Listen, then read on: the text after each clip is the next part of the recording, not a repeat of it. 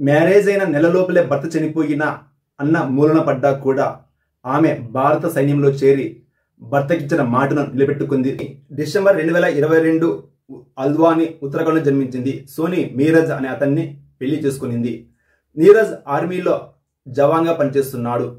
Neeraj సోనీతో promise తీసుకున్నాడు, నువ్వు కూడా ఎప్పటికైనా దేశ సేవలో పాల్గొనాలి అని చెప్పేసి. ఆమె కూడా దానికి అంగీకరించింది. వీళ్ళు వివాహమైనప్పుడు అనేక కలలు అన్నారు భవిష్యత్తు కోసము.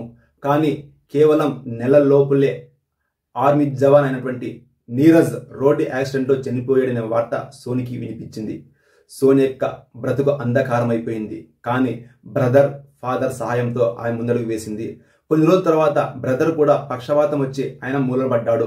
తర్వాత ఆమె యొక్క తండ్రి ఆమె వెంట ఉండి నడిపించాడు. ఆమె కొన్ని చోట్ల విన్నది, ఎవరైతే ఆర్మీలో భర్తల్ని కోల్పోయి ఉంటారో వారికి ట్రైనింగ్ ఇచ్చి వాళ్ళు ఎగ్జామ్ పెట్టి వాళ్ళను కూడా ఆర్మీలో జవాన్లు తీసుకోవాలని చెప్పేసి ఆమె విన్నది. అందుకు అనుగుణంగానే ఆమె కూడా భర్తకిచ్చిన మాట నిలబెట్టుకోవాలనే ఉద్దేశంతోనే ఆమె మళ్ళీ ఎగ్జామ్ రాసి ట్రైనింగ్ పూర్తి చేసుకునింది.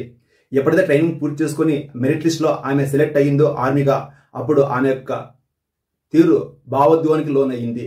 కన్నీరు మున్నీరుగా ఏడ్చింది. ఎక్కడ మెరిట్ లిస్ట్లో నేను పాస్ కానో, ఫెయిల్ అయిపోతే నా భర్త యొక్క ఆశయం అక్కడే నిలబడిపోతుందని చెప్పేసి చాలా ఏడ్చింది. ఆమె పాస్ కావడం వల్ల నా భర్త యొక్క ఆశయం నాతో సజీవంగా ఉందని చెప్పేసి ఆమె గర్వంగా చెప్పుకుంటుంది. ఒక్కసారి ఆలోచించండి.